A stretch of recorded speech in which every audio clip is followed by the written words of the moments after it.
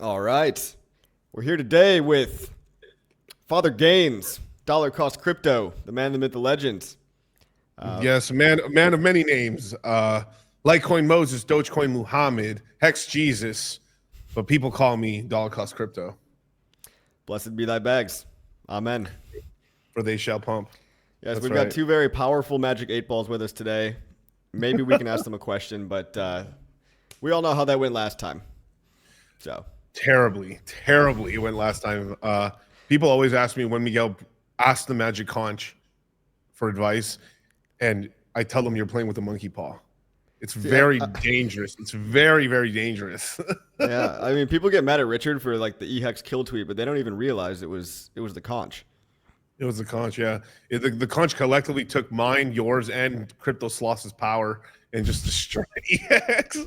What are we at 10-to-1 ratio right now on EHEX PHEX? Is it really that bad now? Yikes. Well, dude. yeah, it got up to 2-to-1 briefly, Yes. and then now it's back to 10-to-1. So, Yeah. I mean, personally, I think it would be like, I always liked it. I always liked it somewhere between like the 2 to like 3 range, between 2.5 to 3, 4. That's kind of range. Because that's kind of like, if you look at like historically how like PulseChain was to PulseX for a long time, that was like that was kind of the big range it was for a while. I mean, now obviously like PulseX is killing it. It's kind of eating PulseChain's lunch a little bit right now. But that just has to do with the buy and burn. yeah, just, I mean, everyone's going to have their turn. You know, Hex pumped Yeah, 5X, exactly. and then PulseX was sitting down in the shitter for like forever at 2, 2.5 maybe, and now it's at 3. So it's just really whatever's the not popular thing. So when you're dollar cost averaging, you just buy whatever's not popular. It's going to So probably work out. do you hear your boy Jim Cramer? He owns Bitcoin now. Yes. Everybody I run. He actually said, "Don't buy." He said, "I'd rather own the Bitcoin. Don't buy MicroStrategy stock." And I was like, "That means that means it's such a weird like statement because you probably are going to make less money holding Bitcoin. Like if you hold Bitcoin, you're going to make less money than holding the stock because the stock is vastly outperformed. Yeah, it's just like I leverage mean, on Bitcoin.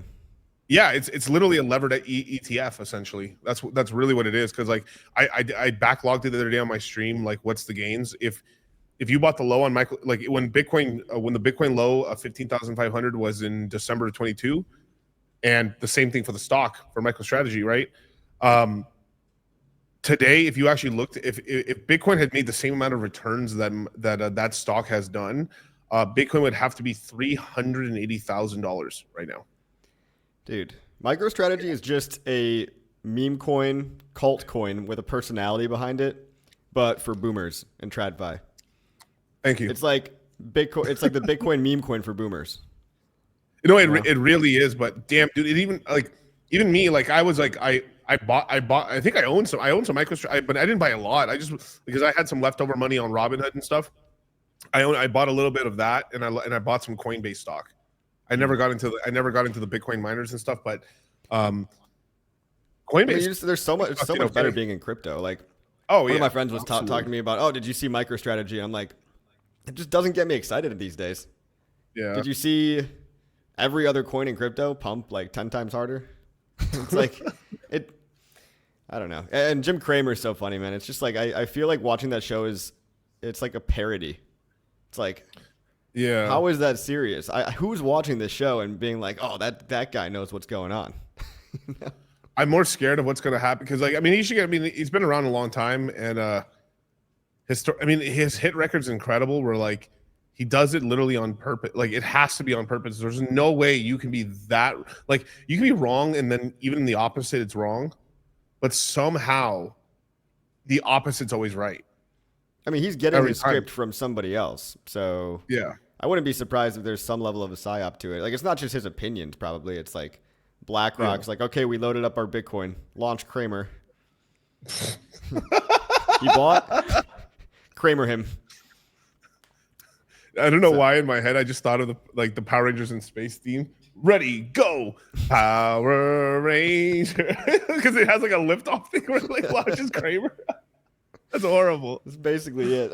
I can't watch that show without laughing these days. It's funny. I mean, for people that don't know, Kramer's the inverse oracle, meaning you do the opposite of Yeah. what he says. So if he's saying buy Bitcoin, maybe that means it's time to stall out at 100K. Maybe we trickle down into altcoins finally, or Ethereum finally, for the love of God. Right. I mean, this might with Cramer buying Bitcoin. This might be when it rotates to Ethereum because like the Ethereum hate is at all-time high. It's crazy. And then It's been this way for like a month now. Yeah. Yeah. I mean, the crazy hate. Yeah. I mean, dude, the cuck chairs. I mean, they got Ethereum in the cuck chair. They're having eulogies for Ethereum. They've got the dead woman like crying over a grave, and there's Ethereum stuff I used to think about all the time. Yeah, but I mean, it is hurting. It is hurting. Like who did I say this to? Oh, I think I said this to GG33 last night. Because we were just talking about the market and kind of telling everybody there. Shout out to Jake Shields, by the way. Jake Shields, UFC fighter. We're gonna have him on pretty soon, which is pretty cool. Cool guy. Nice. Yeah. He wants to get into crypto, dude. I'm telling you, man. Like we were at F1 last night here in Vegas, and dude, everyone was like trying to talk to us about crypto. They're like, "Hey, crypto's warming up now." Like before, 6 months ago, they're like, "Yeah." Part of it is because price performance. The other part is because how viral it is. Even if the price was doing really bad, if it was really, really viral, where like everyone was like, it was getting views, they'd be like, "All right, come on, we'll have you on anyway." Right? It's definitely it's happening. The views. It's happening. I can feel it. I mean, yeah, the 100K number is such a psychological anchor point. Like 6 figures, going from 5-figure Bitcoin to 6-figure Bitcoin. Yeah. Now, you can't ignore it, even if you're a normie. And every normie's probably heard about like some meme coin by now. Yeah. So, probably Doge, I would say, right? Like that's probably the most normie one, or SHIB. For sure. I mean, Doge is what, like number 6 on CoinMarketCap? Yeah, let me look. Yeah, 7. it's ridiculously priced and stuff. I mean, it's crazy. Doge, Dogecoin's gonna be worth more than $1. It's crazy. Probably 40 cents. It's 40 cents right now. Number 7 in market cap, $58 billion. Mm-hmm. Incredible. So you're in a new location today. You got some nice plants behind you. I'm in my studio in Las Vegas. That's right. I can't wait for you to check it out. Some updates there. Yeah, some updates. Different venue completely. We're basically you can't see behind me, but basically this is where they're building the new NBA stadium. It's right behind us. Yeah, dude. It's like it's right there. We got the Rio over there and stuff in the corner. Dude, the only thing we don't know is who's going to be the owner of the new team because they're making 2 more expansion teams for the NBA, which is really cool. I think LeBron was going to be one of them, Kyle. Yeah, LeBron was going to be one of the owners. So I'm not sure who's going to have the other one. You ever see Between Two Ferns with Zach Galifianakis? Say it again. You ever see the it's like a skit. It's like a comedy skit, Between Two Ferns. Two verts? No, I haven't. Between Two Ferns. Oh, never mind. It looks like you're in that right now because you're between two ferns. Oh, Between Two Ferns. Oh, okay. Forget it. Yeah, I know who Andy Milonakis is and stuff. He's an OG. No, Zach Galifianakis. Oh, Zach. Oh, that dude. Oh, okay. I thought you meant. You mean the guy that does like raps and stuff? I heard he got into crypto briefly. Andy Milonakis. Yeah. Well, yeah.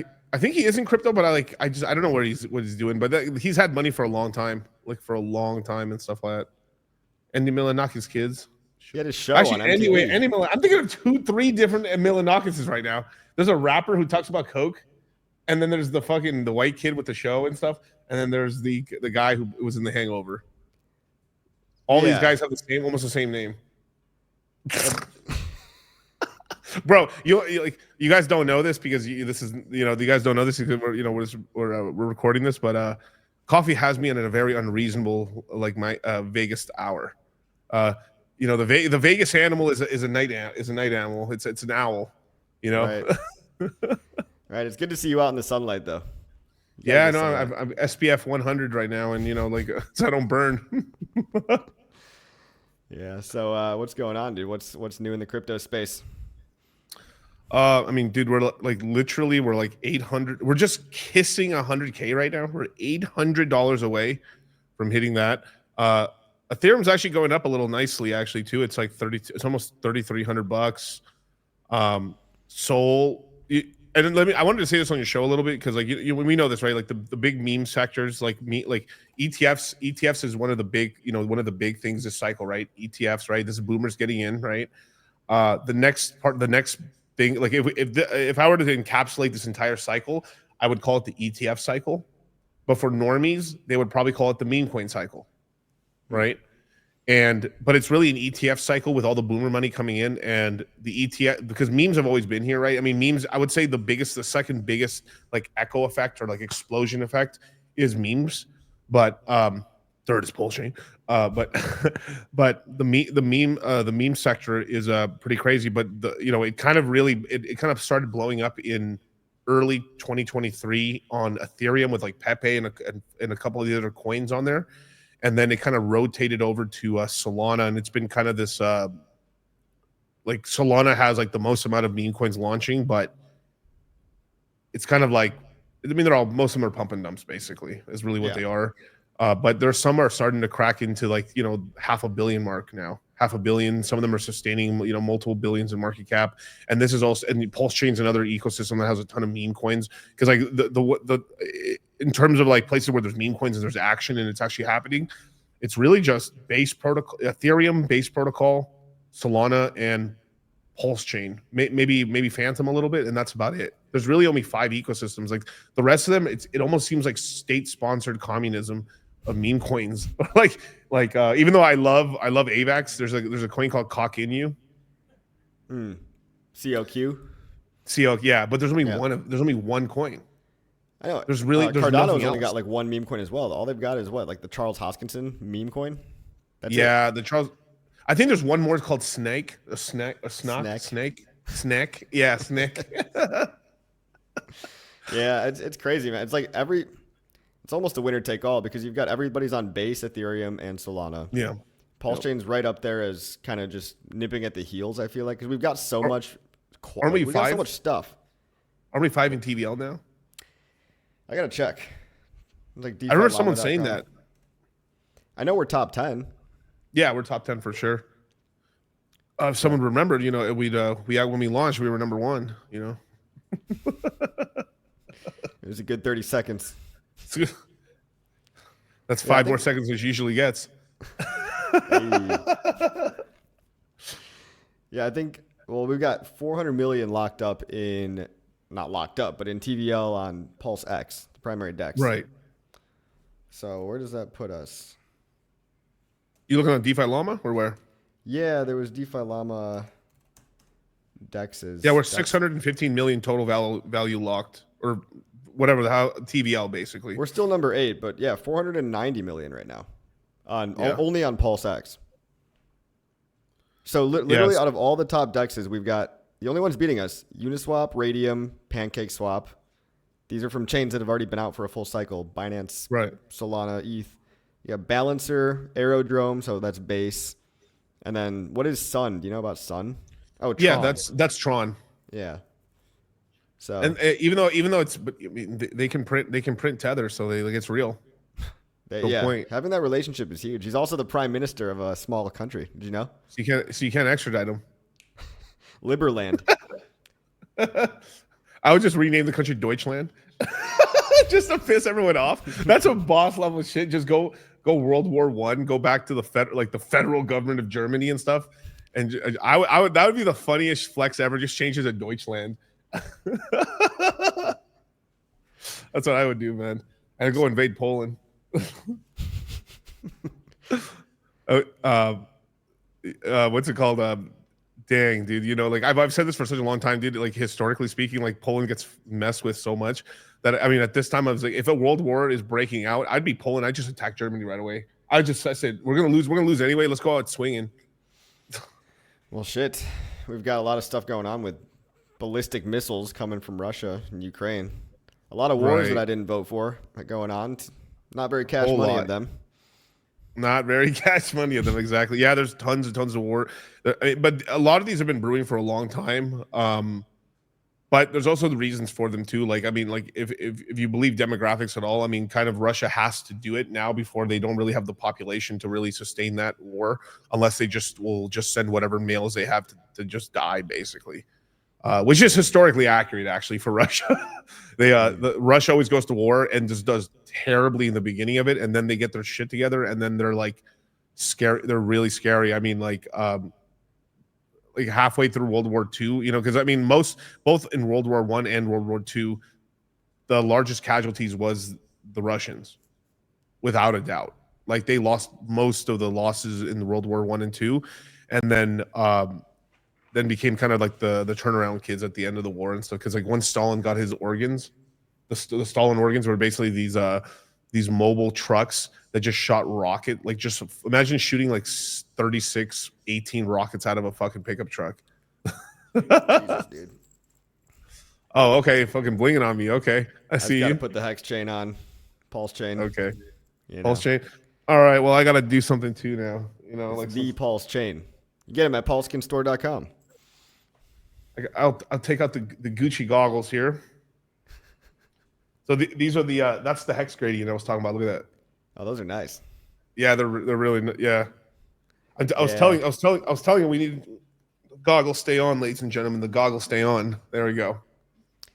But it's a really pretty gradient. It literally is the hex gradient. Yeah. Yeah, it's a really nice gradient. We should have stole the meme.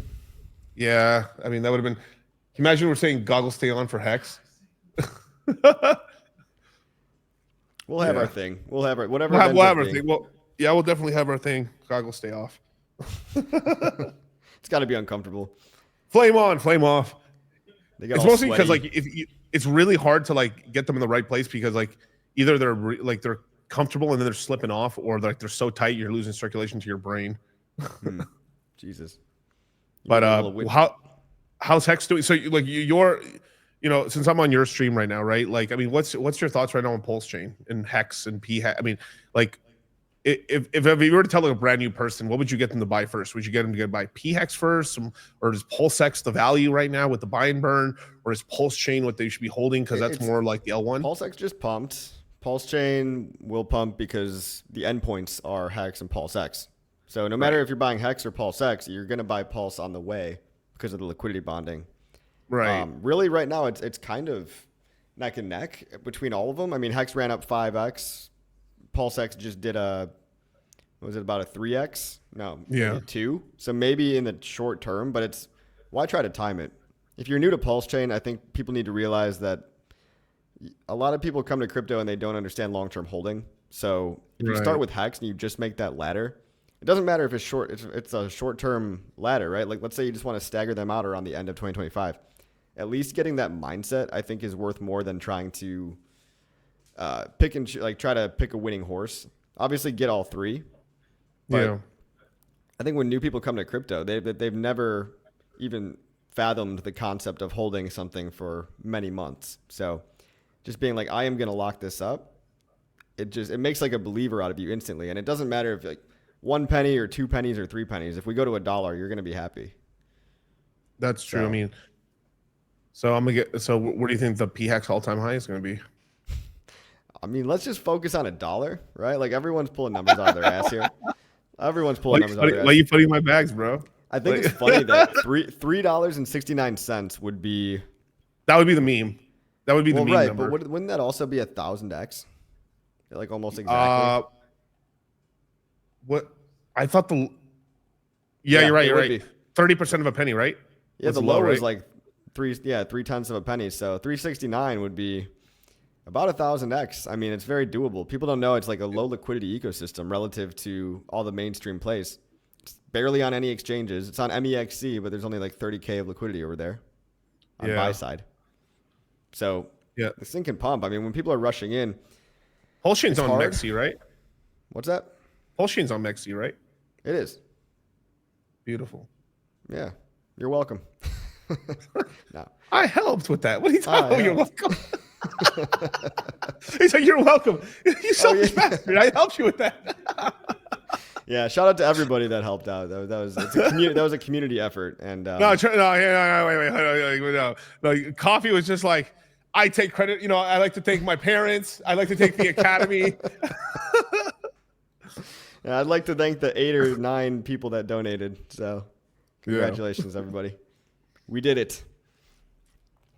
We're finally on an exchange after we got kicked out of OKX. But after this SEC I need to talk about that more to buy PulseChain on MEXC. I got to talk about that more.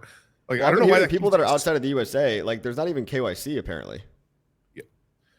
it's like kind of a good like as long as you withdraw it immediately, it's kind Yeah, of like I've heard of it's people the new onboarding it's that the way. new KuCoin. It's the new KuCoin.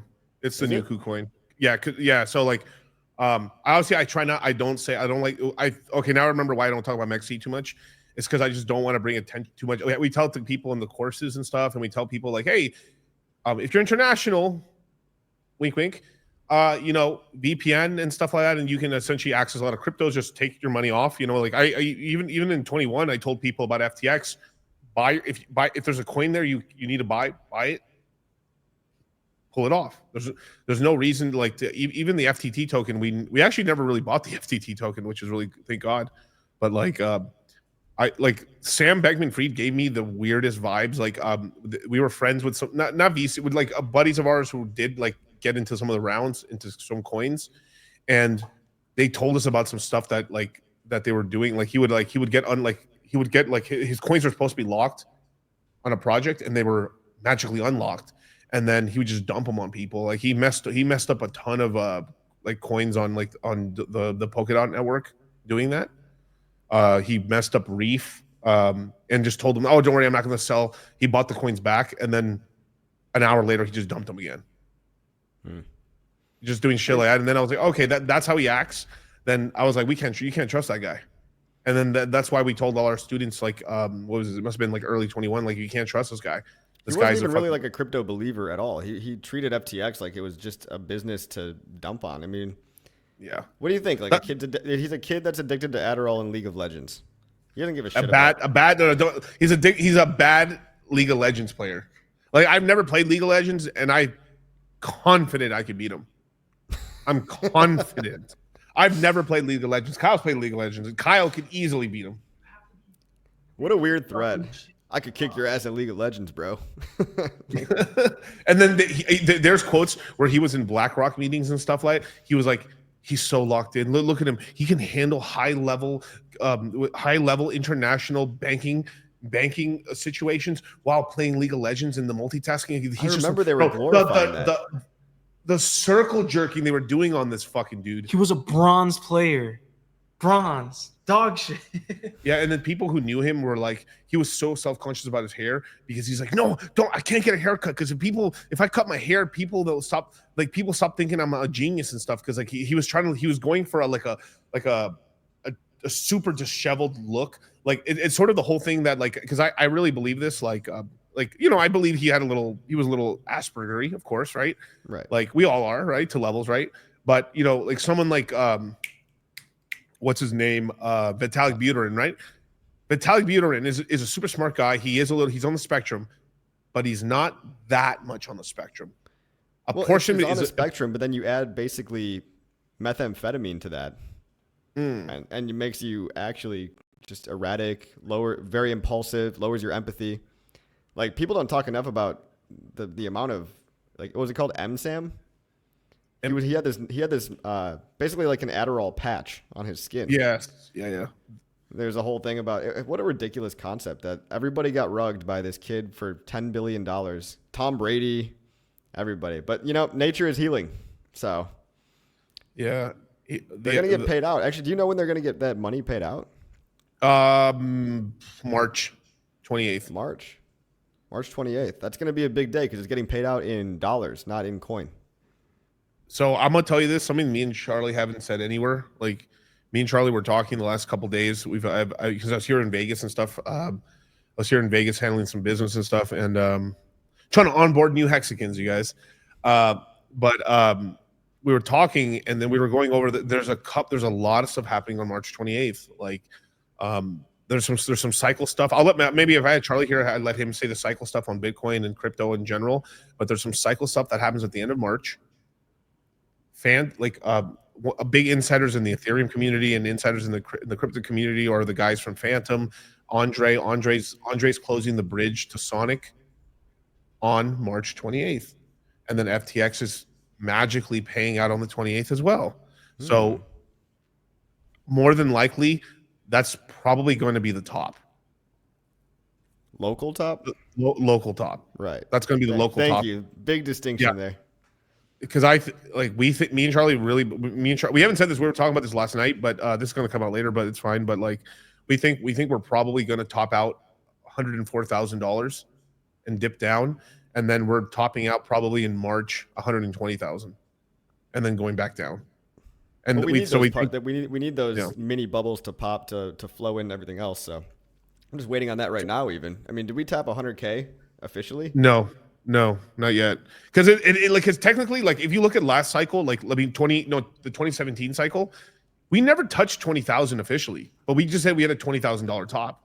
Some Korean exchanges and Asian exchanges hit $20,000. All the American exchanges and all the European ones, we didn't hit 20,000. We hit 19,800 and some change. We never hit 20,000. But because it was like we're close enough, everyone just had 20,000. We said $20,000 top, but we didn't hit 20,000.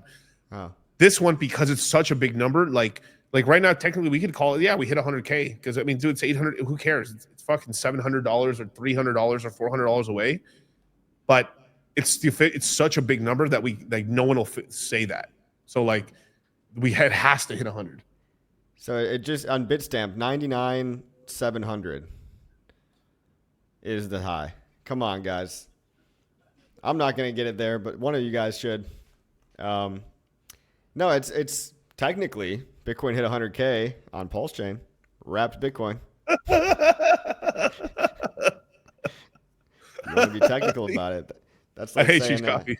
I fucking hate you, Coffee. You're welcome. You're not a good person.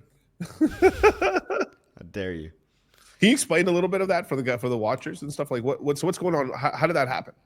Well, I mean, look, it's lower liquidity, and there's all these arbitrage opportunities, right? So there's going to be price mismatches across each chain. You've already got one right now on Ethereum, for example.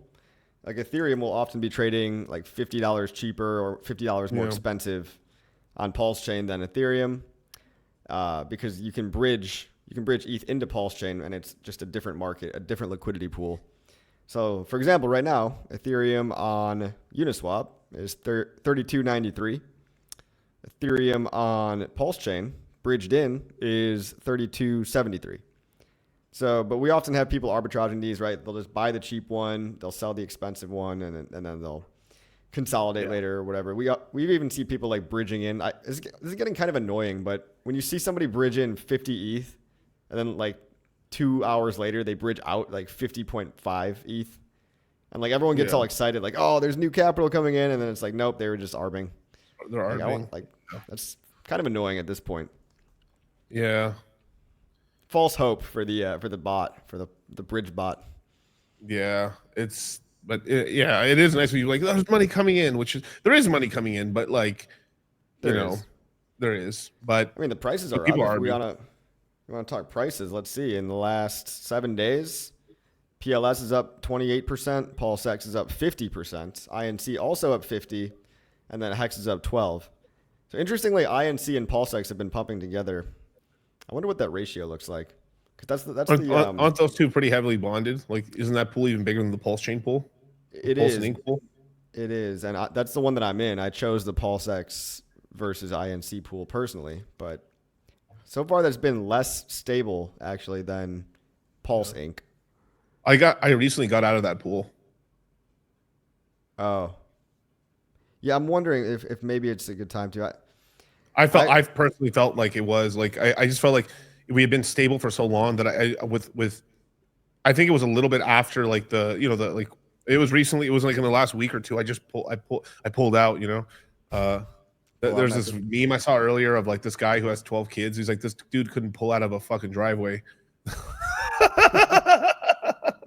But yeah, I pulled it out, and damn it, this sounds filthy. but I pulled my liquidity. God damn, that sounds terrible. Wait, hold up. Yeah, so I pulled my LPs. Okay, that sounds better. Okay, I pulled my LPs out and stuff and split them. Well, it looks like the ratio is getting. It looks like the ratio is getting down to 65K PulseX per ink, but it's like it looks like it's gonna be approaching a support level pretty soon here. Yeah. So at this point, it's like if I've left it in so long, I don't want to pull it out and just realize it's a permanent loss. I'm just gonna wait 6 more months or whatever. See what happens. Yeah. I personally, I don't think I was in any impermanent loss or nothing significantly, and I had earned enough yield on that because we've been in that pool, you know, the whole time, damn near. Besides that, the only other pool I've ever like pulled out of was like I was in the pool. I was pretty heavy in the PulseChain Ethereum pool, PulseChain ETH pool, from Ethereum and stuff. Back when the yield was very high, and then I'm glad I think I pulled out really a good time on that one because that's when PulseChain bottomed out and really started moving again against it, and Ethereum just basically stayed like a stable coin. So that was a really big, like I was able to add quite a lot of because I sold that Ethereum to buy PulseChain at that point, and that was a good move. With this one, I'm a little. I'm so game theorying it out. Like my gut, I'm listening to my gut. My gut was telling me to pull it out, so I did. But I'm holding on to a lot of ink right now, liquid ink, and a lot of liquid PulseX. And I'm just thinking, I might just hold both like that because, I mean, I already have a ton of PulseX, but like that's a lot of ink. And I was like, you know, that might be. I have a feel like in my soul, I just feel later on there's going to be a sack phase that's going to use ink because for the buy and burn for the wallet. I wouldn't be surprised.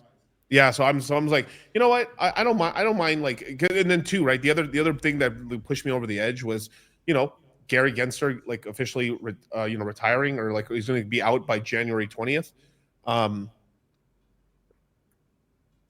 That's probably the start of the next run.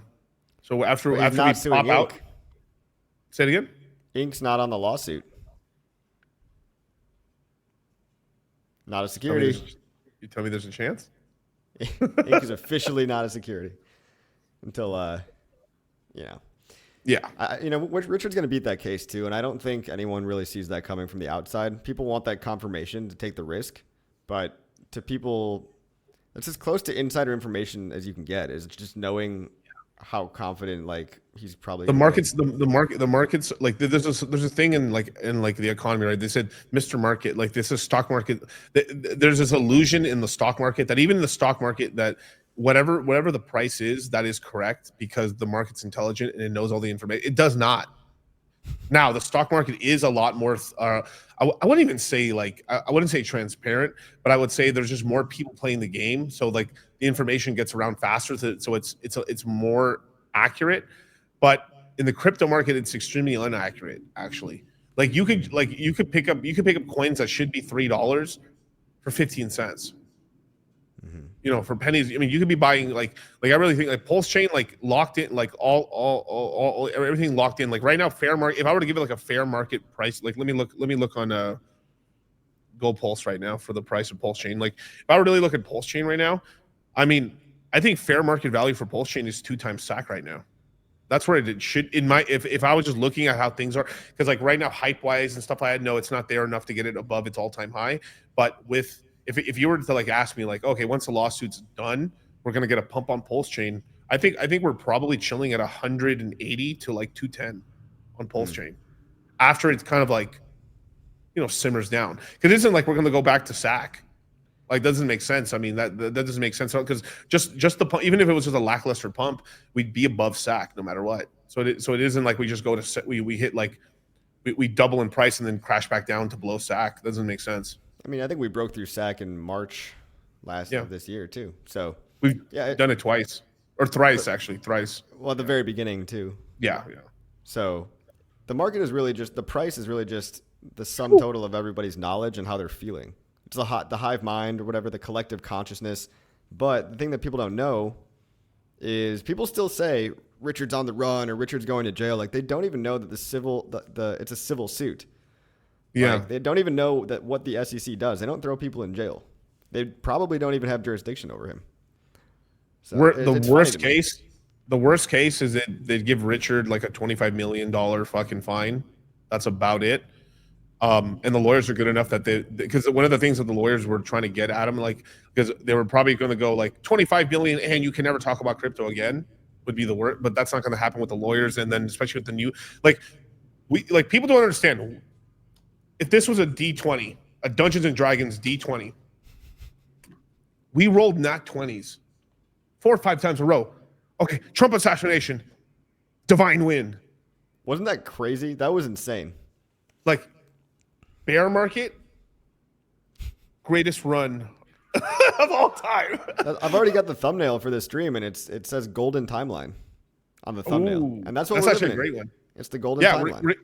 look, we're so close to like we. The press secretary of the White House might actually be like, you know, what's his name? No,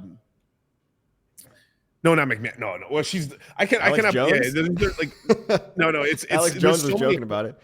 Yeah, Alex Jones. Alex Jones was like the perfect one right there for the press. That'd be so funny. He's like the White House. Yeah, you CNN fake news. Yeah, but Linda Just for a McMahon's like week. the head of the education now. You know, Who? Linda McMahon. So Mr. McMahon's wife is now the head of education for the government now. I don't know much about her. Well, she took a pile driver from Kurt Angle. Oh, the one that was on the wrestling. Yeah. WWE Mr. girl? Mc, Yeah, I've seen her. Mr. Yeah, Mr. McMahon, Vince McMahon, Mr. Yeah. McMahon. hilarious. His wife is going to be the head of education for the United So States. you think that's a good pick? Honestly, it's probably the only one I'm thought that was a little weird, personally. But he's scratching so many people. I mean, because a lot of some of these appointments are a little bit like good for the country, but some of them also are like, she do okay, and then I need to scratch some favors here. Like Marco Rubio. Because like I mean, he's not great. Because like he's gonna probably do some stuff for the UFC too, somewhere in his administration and stuff. But like Ross, I mean, he's gonna release Ross Ulbricht and stuff as well, pretty soon, within his first year. Thank God. But here's the golden timeline. Let me go through the thing. So Divine Wind, shot misses, too big to rig, Nat 20 wins, Poly Market. Trump's losing. Like the Dems are like, Poly Market's great because it shows Kamala winning. Then it goes massively in support for Trump. And this is why they went up to the Poly Market guy. He's basically, the Poly Market came out because you have to understand, like, why would the media talk about some random crypto market? Like, it doesn't make any sense at all, right? But apparently they talked about it because Kamala was winning. So they're like, oh, it's a crypto market, and the crypto market believes that Kamala Harris is going to win. It's more proof that she's going to win. So they started blasting it everywhere. Because the media popularized Poly Market. Because I mean, most of us didn't really hear about Poly Market at all, and then because it was pro Kamala Harris, right? And then Trump won, and then also on top of the market showed that Trump was winning by a huge margin. And then they got really pissed off, and that's why they came after the guy, because he embarrassed them. But they embarrassed themselves because they promoted it. They can't take a loss. They can't just admit that this is actually just the people betting in a decentralized way all over the globe, by the way. And you even saw the guy. What was his name? It's the CEO. I forgot what his name was. Oh, of Poly Market. Yeah, they went after him. He's but they've got pictures of him with Kamala Harris. Like, I think he actually voted Democrat, or no, sorry, Tim Walz rather. There's pictures of him with Tim Walz, and everyone was making fun of him and stuff. So you know he's not trying to rig this thing, and it's literally too expensive to rig. I mean, it costs millions and millions of dollars. That's actually a good thing. Can you imagine? It's like, dude, I'm a lifetime Democrat, but we created a fair market, and if this is what the market wants, that's what it wants. And if Kamala won, the bettors would have won more money because everyone was so heavy on because that's how the markets work. The markets work is the middleman. He just takes a vig in the middle, and they try to have it as even as possible. But when they just take a vig, they don't care which way. Like, we just want volume. If we want $1 billion of bets on either side, doesn't matter, because if there's $999 million voting this way and $1 million this way, they'll take the vig. They'll take a chunk off of both sides. And then when this side, let's say Kamala won, they would have probably gave them 900 million in gains, and he would have pocketed like 80 million in his pocket or 100 million in his pocket. And like, even me, I would have probably, like, if I saw the market that crazy, like I was like, yeah, I think Trump's gonna win. But if I see, if Kamala might, I'll bet a couple $1,000s on Kamala, just if it's that lopsided, because like the X's are so crazy, because it's like, why not? It's a free bet essentially. Yeah, you don't have to be Republican or Democrat. You don't have to pick a side if you're just trying to place an educated bet. So when money's on the line, I think this is finally proof that, like, we were not in an echo chamber, that betting markets actually are a more accurate prediction of reality. But going back to the golden timeline, Gensler's fired. So you got Gensler getting out of the SEC. But also, did you see today the chairman? The commissioner of the SEC also resigned. No, I didn't see. I didn't see. I've just woken up. So that I was hadn't just seen. yeah, that was just today, and people forget about this, but a couple months ago, the lead of the crypto division, the crypto enforcement division, resigned, probably to go work in the private sector, and the one dude that was the one like literally filing all of the lawsuits resigned. It's like 4 big people have resigned, and probably a lot more because they know the writing on the wall. They know Trump's just going to come in and fire them anyway. Right now, I bet you, like, because you saw how many Democrats lost in the House of Representatives and in the Senate. Those senators probably have to go find a job real quick. Like, if I was them, I'd be like, all right, Trump's coming in office. He's going to set term limits, and he's not going to allow us to basically get work in the sectors that we like. If I was like, if I was a senator and I was the head of banking or in the committee of banking, because usually it's about like there's 6 members, 3 Republican, 3 Democrat. If I'm in that committee where we regulate banking, and I just lost the race, I'd run to go get a job in banking now before Trump closes that up, because it's sort of the whole thing. It's grandfathered in. If you got the job ready, then you got the job ready, right? But a lot of these, I mean, if I was Democrat right now, I'd be scrambling to get the job in the payouts right now if you're going to do that, because going back to the golden timeline, escapes assassination, multiple assassination attempts. Yeah, multiple 3 or 4 technically, not 2 big ones, but then there was that car full of bombs. Yeah, which if you want that was count Iran. that, kind of.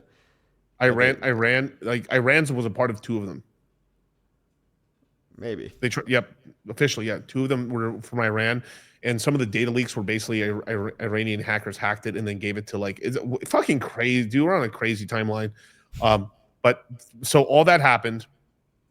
Also, all that stuff happened with Trump, right? So he escapes multiple assassination attempts. He too big to rig. He wins, and then before that, usually if we roll, we're like, come on, Joe Rogan, please. It'd be so crazy if Joe Rogan had him on. And even if we rolled an 18, right, we're like, he is on Joe Rogan, I can't believe it. And then we rolled a nat 20 on that one, because then Joe ends up saying that I support, I'm voting for Donald Trump on top of that. Yep. So we literally got like Joe Rogan on, Kamala didn't even go on, and everything that we possibly could have asked for. Let's not forget Elon too. Yeah, it's crazy. Elon was there with the dark MAGA hat.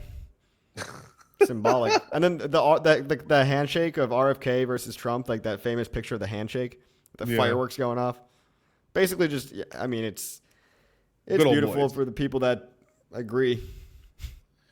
Yeah, because I heard this from somebody where like they said that that he had to win, because if he didn't win, we probably would have gotten a revolution, because at that point it would have been so rigged for so many people. Like, if something bad would have happened. Yeah, I really don't think they would have let her take office. I think something bad would have happened, because it was just too much. Everyone was too pissed off. Yeah, we'd be pissed off, bro. She would have crashed crypto. Part of me worries that we still have till January 20th. We still have 2 months left.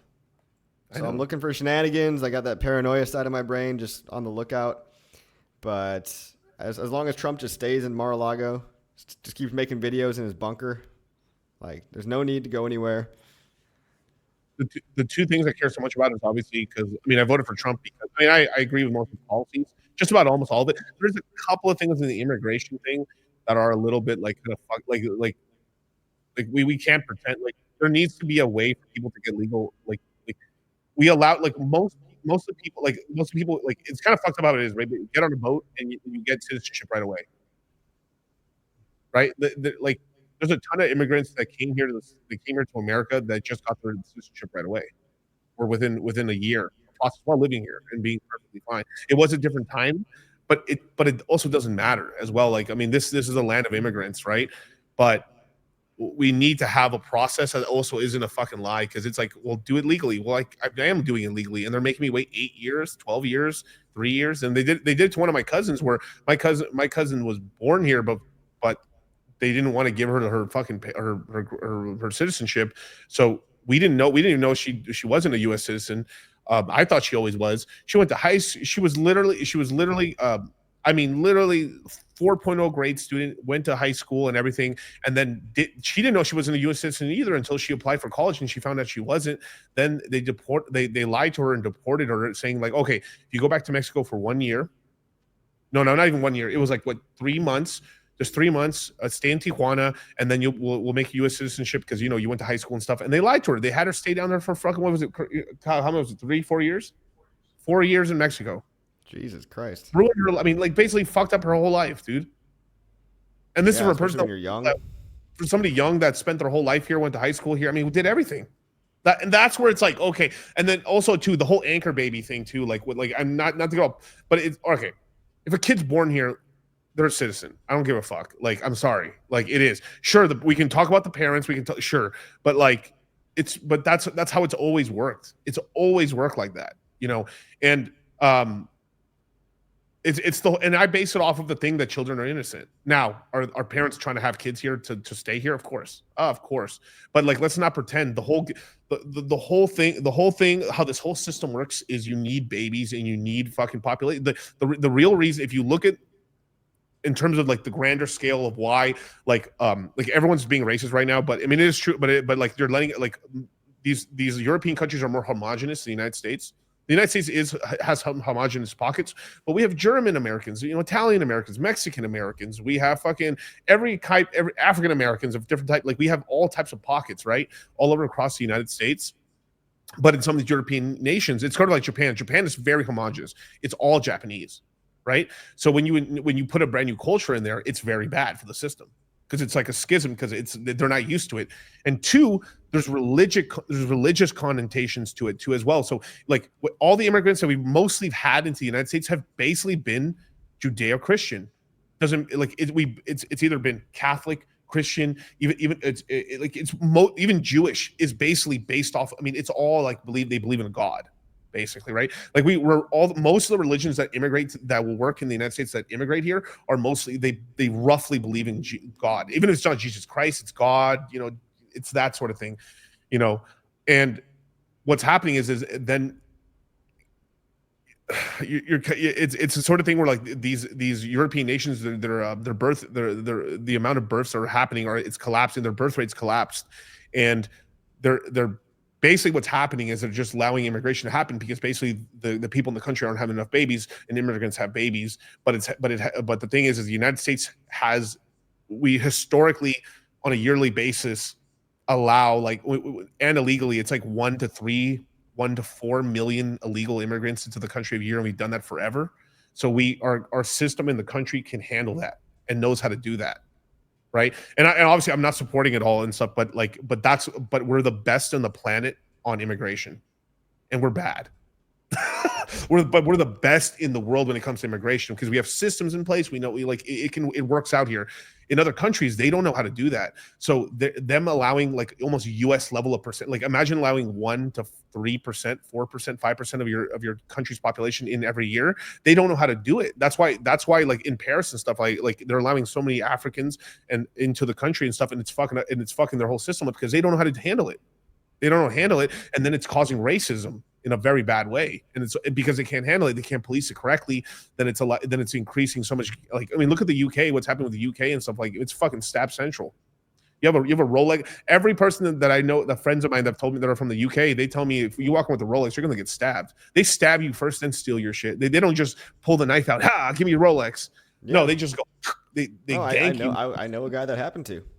Yeah, Money Gang Crypto. That's his name. Did it actually happen to him? It literally happened to him. We were out there for. It was the birthday. It was the day that PulseChain launched. I remember this. It was like May 13th. I was over there for a meetup. We didn't know PulseChain was launching, but it just so happened to launch. So we were just ecstatic, right? Everybody was so happy. We're going out to celebrate. At some point, I lose Money Gang. I have no idea where he is, and I find him the next day. And he had gotten like kind of lured down an alleyway, held up at knife point, took his phone, took his wallet, so I couldn't call him, couldn't get a hold of him, and he ended up like. It was super unfair because they blamed him because he was like, he couldn't get back home. So he was just like walking around aimlessly, and he ended up like getting in trouble. And he's like, what are you talking about? I got robbed, He didn't have anywhere to go. So anyway, if I was crazy story, but everything worked out fine for him at the end. But it just, at least he didn't get stabbed. That's actually a good robbing. That's a good robbing story. Cause like there's so many stories of people just getting ganked. Like it's terrible, dude. Yeah, he's lucky. He could have died. He could have died in the alley, man. He could have died in that alley. I know, man. And then after that experience, I'm like, I don't really want to go back to London. Jesus Christ, you know. There's so many beautiful things and so much historical things in history in that country, but it doesn't make me want to. And plus, it's fucking like, I mean, let's be honest. Like, I'm not gonna shit on UK, but their food is dog shit. Let's like stop beating around the bush. I don't mind fish and chips, dude. Good. Fish and chips good. are all right. Beef Wellington, okay. Bangers and mash. Smushy peas. What? Smushy peas? What are we talking about here? Smushy peas? What about like a nice pot pie? Like a nice meat pie? Okay, a shepherd's pie, pot pie. Yeah, sure. Right. A good beer. Their beer, good. Yeah, pubs. I love the pub stuff. But like,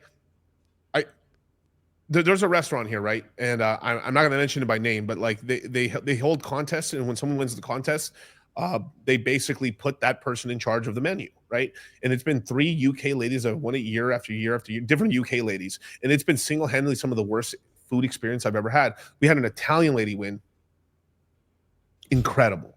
It's hard to fuck up Italian food, God willing. Some people try, but like incredible food. Then you get 3 different winners. I'm talking about like high-level chefs. Suck ass menu. Like, it's horrible. Basically, the only thing they could sell is beef Wellington. Like, that's the only, you know. Sorry, this whole UK. We really went off of a tangent here, but basically they can't handle immigration. Let's go back to America. Let's go back to America, right? Land of the free, home of the brave. But the reason the United States. So okay, the reason I'm very bullish in the United States is we're going pro crypto. Now, okay, going back to divine win and all this stuff, right? If Trump, I don't think I've said this on the stream. I know I said it on my stream last time, but I just want to reiterate this. So, okay, Trump has said that they're possibly thinking about making a Bitcoin strategic reserve, and eventually probably there's going to be a crypto reserve. So if in the first year, in his first term, if he doesn't make it, it's not going to happen until his 3rd or 4th year. So Trump is a very smart, astute businessman. He had the intelligence when oil went to zero, or basically zero. He filled up the strategic oil reserve for the United States. First time in 30, 40 years that it's been filled. He filled it for damn near nothing, right? And then Biden ran through it all and basically got caught selling oil to the Chinese when it's supposed to be domestic only and it's supposed to be for war and stuff. Super crazy. Super crazy.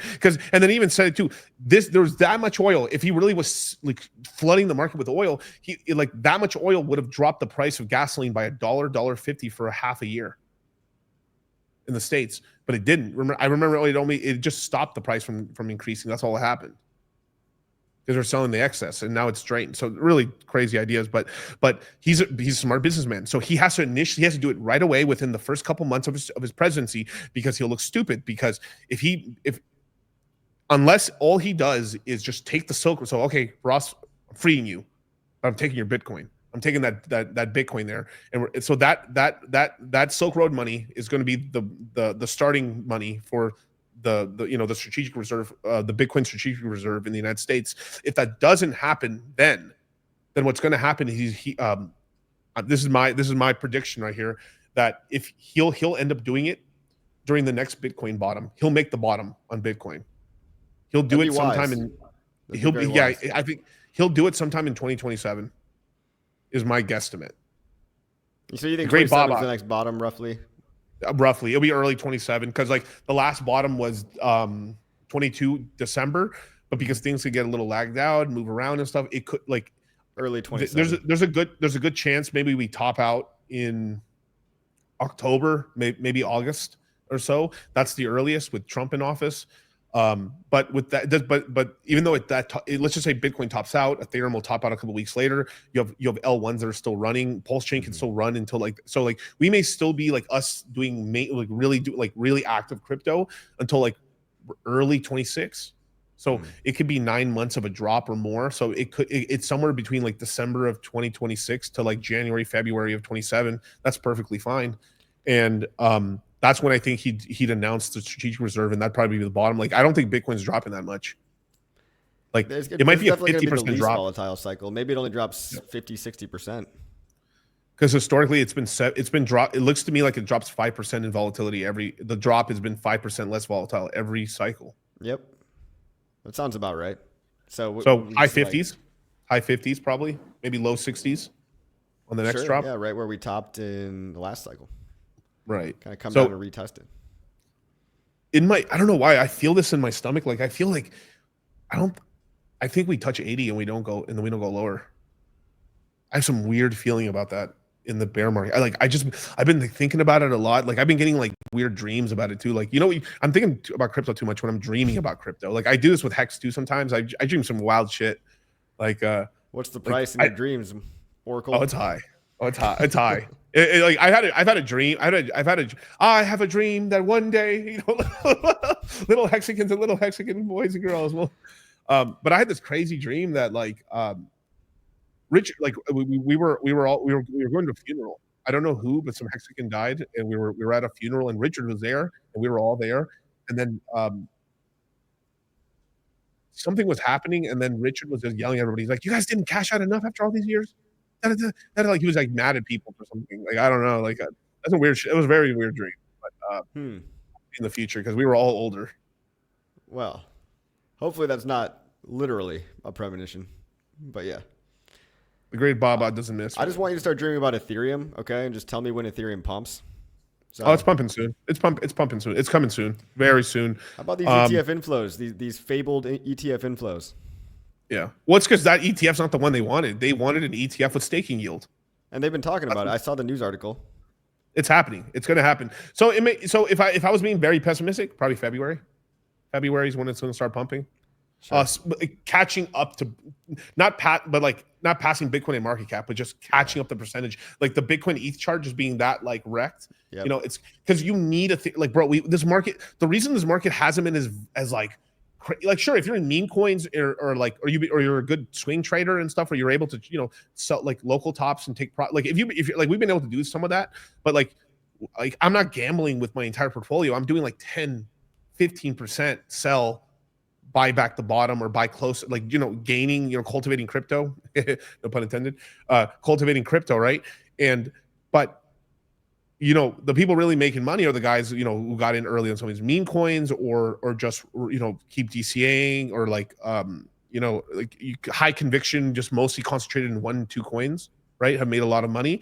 But for most people, that they can't do that because they're really bad at choosing coins, right? Or they just got lucky. Because I've seen guys, I know some guys who made a bunch of money on Pepe that fucking have just fucked that money up already. Fucked that money up. They've like, should I say his name? No, I would say he's good. But he's lost 80% of that in Pepe money he made. Just speculating around, jumping around, because he's like, oh fuck, I killed it on Pepe, so let me try Solana out, and then but he's still got money, but like he ran, he lost like a really high 6-figure sum. That's rough.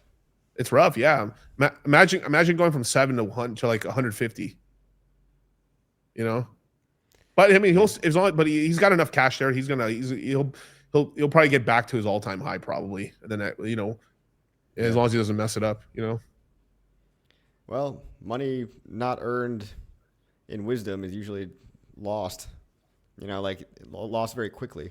If it's a lottery ticket, how many lottery ticket winners go broke 2 years later? Quite a few. Yeah, quite a few. Like almost all of them, I think. But yeah. Going back to Ethereum. Not all of them, but pretty much most, like 80% plus. Yeah. The thing is, what I was saying is, there's a $3,700 mark that if people are outside of PulseChain, if they don't already know, that's going to be a very significant level mentally, because that's the Richard Hart vindication level, right? That is when he basically, nobody can talk shit about him buying the ETH top anymore. So that's going to be a bullish event, I think, for the PulseChain ecosystem as well, just on hitting that price. So can I ask you, like, okay, so yeah, I mean, because like my bearish top for Ethereum, this would be very bearish bad. It would be like 8,000 on Ethereum, right? Okay. That would be kind of very. I mean, I realistically think 12 to 14 is really the number, but I've got a feeling in my stomach and stuff that with this cycle and how bullish it could possibly get, as long as there's no fucking assassination on Trump and shit, I really hope not. Like, because That's the it's the known, it's the known. It's the unknown known, right? It's the it's like a really bad event, extremely bad, but it's not like a black swan because you don't know it could happen. We all know it could happen, right? But it's just we hope to God it doesn't happen, right? But it looks to me that this cycle is actually 2017-ish, much more than 21. And I see things like with Solana, right? Like Solana, I think the big narrative thing is going to be Solana is going to top out at like $1,400 or something like that, maybe higher than that, because it's like, oh, Ethereum topped out in 2017 at $1,400, and they're going to say, holy crap, Ethereum is going to top out at 20,000 like Bitcoin did in 2017. I think there's going to be a lot of that in this coming year. That's what I feel is going to happen. But if that's not it may be mentioned a little bit, but like it's probably gonna be like 12, 14 grand on Ethereum. That's what I think it was probably top on it. Yeah, I mean, I find it very easy to believe in over 10K. Yeah. Especially with all the lockups and stuff. Like Vitalik beforehand was talking about, oh, we might increase it from 32 to 1,000 to stake by yourself as a value. Yep. You mean 32 to? I heard 32 to 1. No, this is before. Before that, they were talking about bigger for all the funds that are coming in and stuff like that to basically make it easier. So it's easier to group these pools up and stuff. Yeah, I don't think that's a great idea. No, it wasn't a great idea, but it was extremely seriously talked about. And I'm telling you right now, this was not just like a passing thought. This was extremely talked about in the Ethereum community. I mean, I guess he can in the short term, but I'm more bullish on that one developer talking about making updates to the beacon chain. Yeah. He's talking about adding privacy baked in with Snark technology. Maybe it's not complete privacy, but pseudo privacy, maybe optional. And lowering from 32 for a validator to 1 for a validator. Yes. So more decentralized, probably be gasless by then, right? We'll probably have sponsored transactions. I mean, there's an end game for Ethereum in 2027, 2028. It's going to look a lot different. Yeah. I'm with you because like what it would be his fourth cycle? No, because Ethereum's in the third cycle, right? 2017. This is Ethereum's third cycle. So it'd be its fourth cycle. Would be the next cycle. Yeah. Okay. We'll see what happens in the fourth cycle. Maybe it's it's even more bullish, man. Like I've always joked around, like someone's like, so what do you think is going to happen in 10 years from now, Miguel? With like, let's just say these cryptos still existed and stuff, like the cryptos that we know today. I was like, we'd probably be like sitting on $45,000 Ethereum. Like, I'm so fucking bored of this coin; it's not moving. But right now we're just like, oh my god, there's $3,000 Ethereum. Oh my god, like, and then people look back and like $3,000 Ethereum. I wish I could buy $3,000 Ethereum. You know, I wish I could buy PulseChain below SAC. You know, I wish I could, you know. It's going to be a lot of that. Yeah. Because would you say, what would you, like, usually the first cycle is usually the most bullish, but, like, it looks like crypto coins that survive, their second cycle isn't too bad either. It's usually pretty nice, too. Because, like, PHEX is it's a one-cycle coin, technically, right? It's kind of weird one, right? You could be kind of cheap and you could say, yeah, it's a first cycle coin. Sure. I mean, the chart started fresh, so... But technically, if it was, we're talking about it's 2-cycle, right? It's a 2-cycle coin. Yeah. But it's tied to everything else. It's very heavily bonded to the first cycle coins. It's all like you can almost just treat all 3 coins, maybe even 4 with INC. You could just treat them like a basket of liquidity. It's all tied to what? It's $50 million of stablecoin liquidity. Something like that. No matter what you're buying, like you're pushing one of them up. I mean, it would be kind of ideal. I wonder. Okay, if you were a super rich guy trying to pump your bags, okay, would you just like focus on one coin? Because why would you want to spread it out among all 3 if you can just blast up one? I would say it's probably 1.5 in terms of bonded liquidity. Like if we really wanted to, like,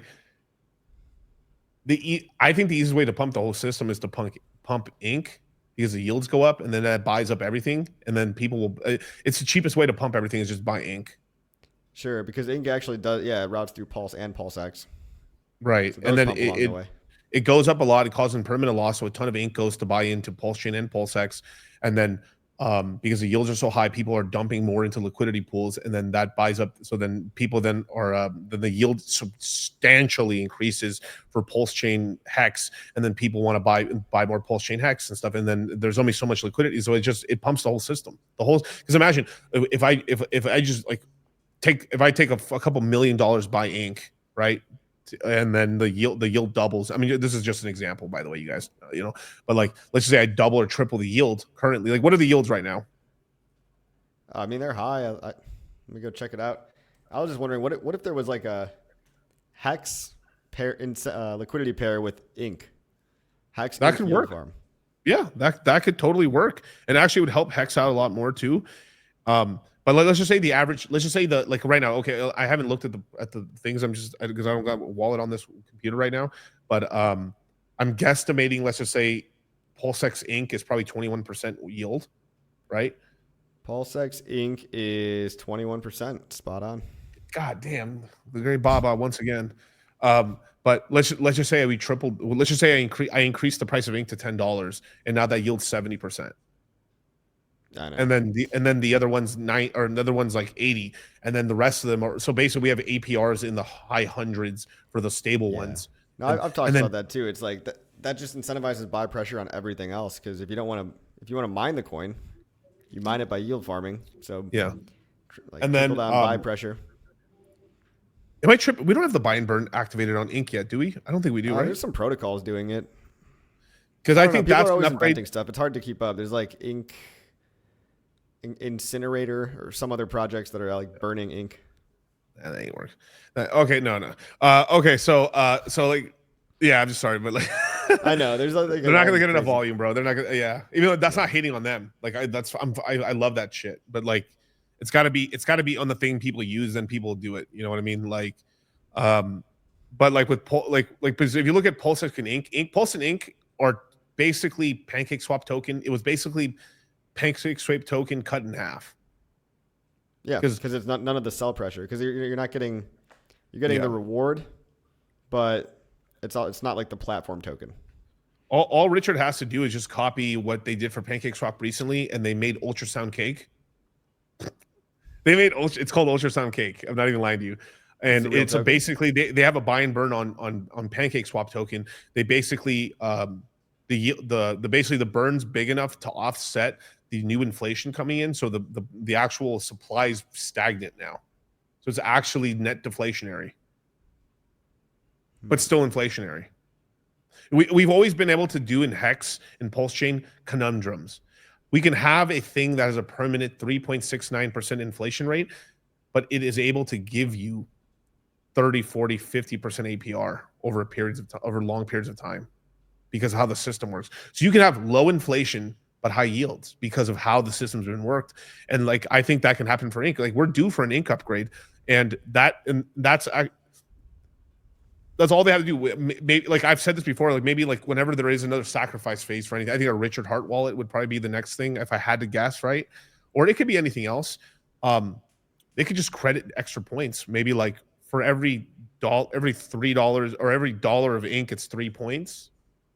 Maybe for Hex, it's 2 points, and maybe PulseChain, PulseX 1 point, or like they could do something like that, or they could put like 5 points for ink, 4 for Hex, 3 for PulseChain and PulseX, and then like 1 point for stables, or like 2 points for Ethereum, and they could do something like that, right? And I think some sort of point system like that would be pretty decent, and then leaderboard it like we did last time.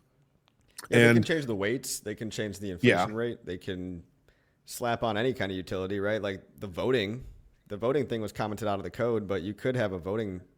Now, I think voting is usually like kind of bullshit because you don't want everybody voting on a serious proposal. You don't want you would want the smartest people to vote on the proposals. You wouldn't just want everybody to. Yeah. The only protocol I've known that's done it well is Beethoven X has like voting like that. But they have incredibly good explanations. It's like this is the pros and these are the cons. It's very, but most places do not spend that much time to write the proposals to have pros and cons and so it's readable. Because of that, you're going to people make bad decisions and don't know anything about it. Yeah, stuff like most governance stuff, like 90% is owned by the team anyway. Yeah. So like It's fake democracy. It's fake democracy. It's fake governance. That's crypto. Yeah. Hey, speaking What of a that, carbon, though, there's MakerDAO fork. It's going to allow yeah, PDI yeah, collateral types. Have you heard? bro. It's just like look. I'm a shitcoiner through and through for sure, right? I'm in all these networks. I do all this stuff, but like you know where you really make money is just keeping it simple. Keep it simple, stupid stuff. You can be so shocked. It's just really like keeping it simple. You can if you like. I understand if you don't have that big of a portfolio and you need to go out to that spec. Of course, do that. Like if you need to do that, but like where you're really gonna make your money is like buying the mains at good prices and then speculating on one or a couple coins here and there. Like I'm not saying like you can speculate on a meme coin there's here. A lot of assumptions and everything. Like yeah, PDI has its set of assumptions. It's like, oh, we don't know this for sure, but you're gambling on the fact that the OA is going to collateralize and then provide liquidity for PDI after it gets to $1. Then there's like the EHEX PHEX parity people that are like, you'd have to assume that Richard Hart's going to put up a ton of EHEX PHEX liquidity, which so far he has not done. Now you could say maybe he's trying to shake out BankX, maybe 2 or 3 years from now, sure, but like rather than like hoping it, like we're already like people are already assuming like the treasury is going to come in. So I get wary after I've started to make too many assumptions. Like the treasury flowing into the bags, like pumping the bags, that's enough of an assumption for me.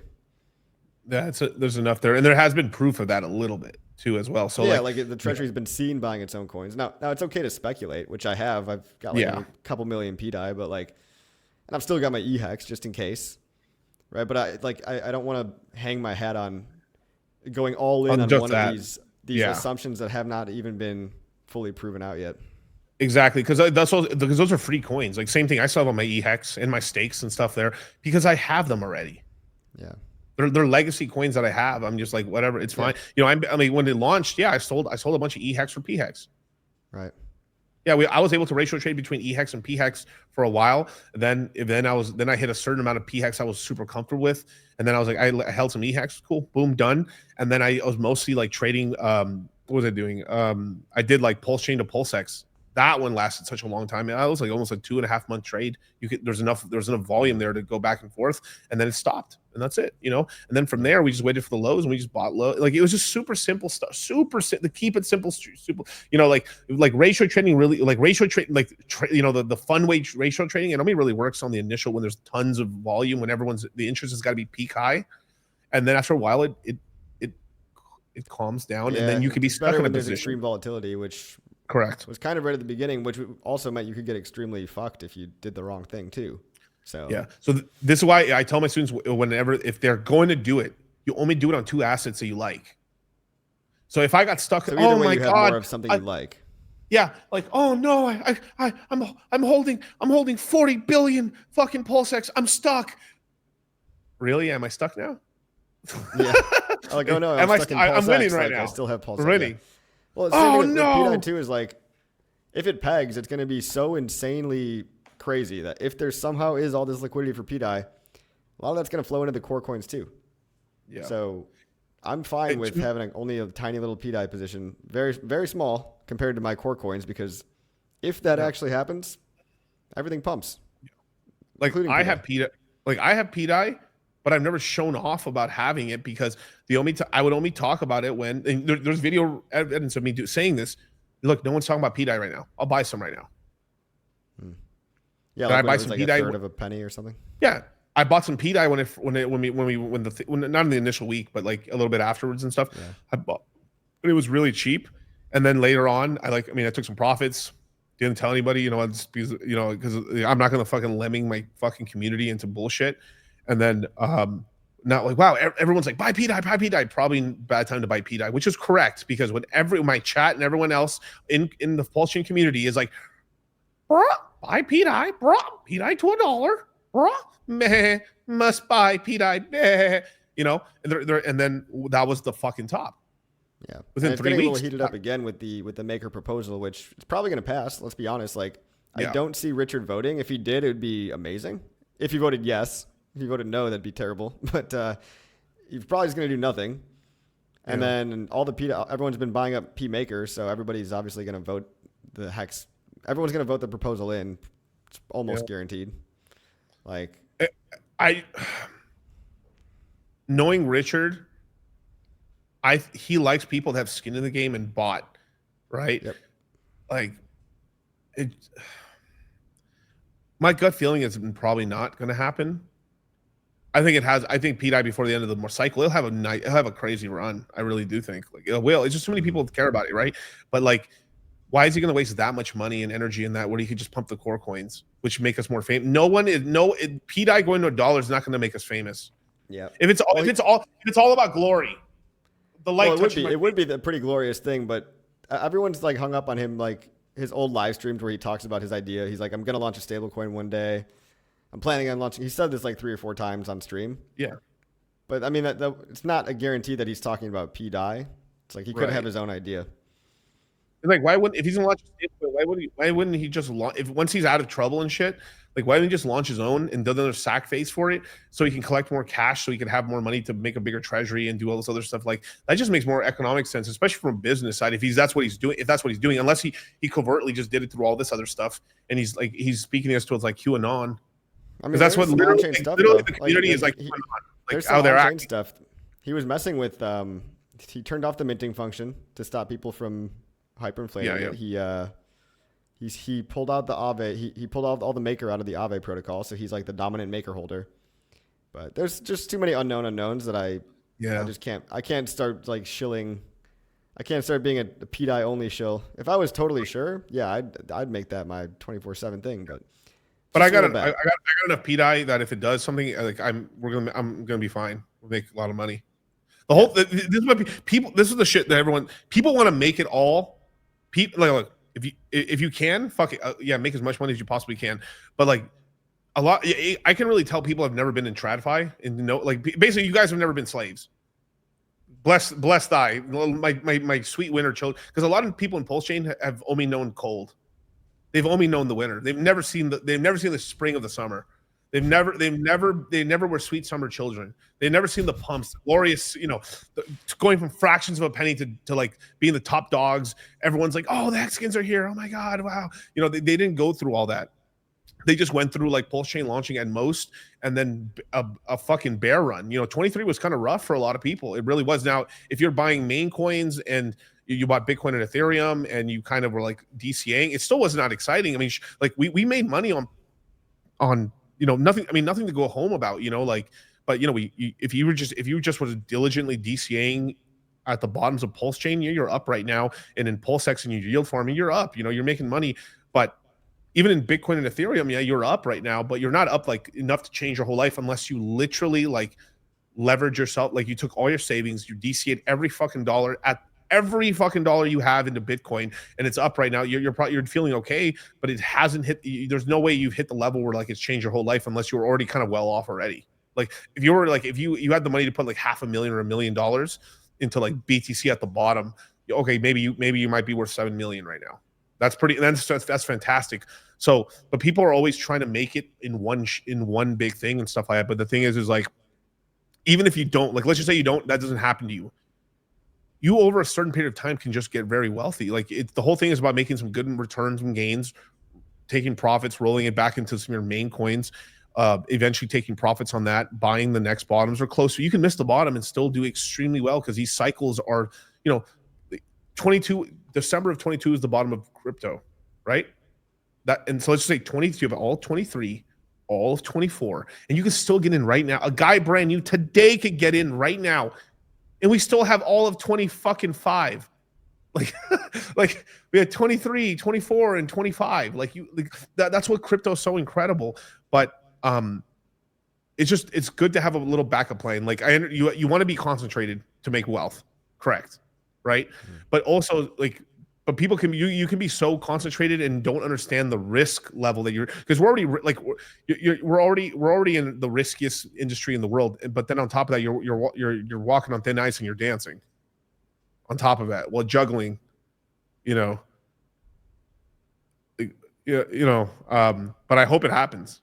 For me, fuck yeah. Would I want PDI to go to $1? Absolutely. Yeah, of why course. not? Why not? That's cool. Hey, if anything, it memes to $1. Yeah. Okay. Be the richest person on the planet. 50 cents. All right. I think that'd make people pretty happy. So, yeah. Yeah. What else, man? We're talking for an hour and 20. You got any stuff going on in your area? You want to shill anything? Yeah, I'm doing a crypto crypto mindset meetup. We're throwing it here in January 16th, 17th, and 18th here in Las Vegas at Planet Hollywood. We're going to be doing events for the 3 days, cigar lounges, race car driving, driving Lambos, Ferraris, learning how to play craps, blackjack, roulette, talking about crypto, AMAs. I mean, everything. A bunch of red pill guys are going to be there. GG33 for numerology. Crypto coffee supposedly going too. I'll try to make some time. It does sound like a good time. I've got FOMO for the past 2 years. So, what's that going to be? January 18th, 16th, 17th, 18th. 16th, 17th, 18th. Yeah. And there's tons of stuff happening here in Vegas too. Like I think there's going to be the what's RG's PulseChain events happening here. Yep. There's events happening all the time. Like I started thinking about it. Like there's so many events happening. Like wow. Like I mean, that's why I love Vegas so much. Is like this is one of the best places in the world to do events. And I think you're going to a Puerto Rico event, aren't you? Yeah, Puerto Rico Blockchain Week. That's December 9th through 12th, and we're sponsoring one of the days, doing a demo for all the investors or whoever happens to be there. It's going to be good because these are like outside people. And then we're throwing a beach party with a DJ, doing a little pig roast. We've got people like Big K. They're putting that together, and a lot of other people. A lot of the Hexicans and stuff that are already in Puerto Rico, which is a good handful. That pig roast sounds actually so good. Holy shit, that sounds so good. I'm so hungry right now. It's going to be great. I mean, if you're close by, stop by. I'll try to make it to your thing because from what I hear, guys, Miguel knows how to throw a party, allegedly. Yes. Allegedly, we protect the innocent around here. That's a big thing we tell our guys: protect the innocent. The event is +1, so but it's +1 to significant other. If you want to bring your girlfriend, your side piece, your wife, if once you buy a general admission ticket, you can bring her as a +1, totally okay. But the VIP tickets are, it's for an individual person. Just because it's for a person that buys the VIP ticket, it's they get their hotel accommodation, transportation, food, alcohol, all that stuff. If they can drink, it's 18 plus, but you have to be 21 to drink. Sorry, and gamble. Sorry, but that's what it is. And but it's still a really good event, and a lot of education and stuff like that. One thing we're working on. We're trying to see if we can get one of my buddies to come down out of Europe. He's one of the top guys for like day game, so like talking to people and stuff. But we're talking to him to see if he could possibly do a class on like how to just talk to strangers and like how to like introduce yourselves even to business things. Like, hey, my name's. They need to teach that in school. Seriously. Yeah, it's a really cool thing. But most of the guys are going to use it probably to talking to girls in Vegas, of course. But it's really useful to know how to do a handshake and kind of, hey, let me talk to you. Hey, what's going on? It's nice to meet you. Because there's a game to small talk, big game to it. Good stuff, man. Good stuff. Hey, everybody. Thanks for watching. Like, subscribe. Go follow DCC, Dollar Cost Crypto. YouTube. Hex to $2. Hex to $2. Hex to $3.69, baby. $3.69. Damn, guys. she fine. See you on the next one.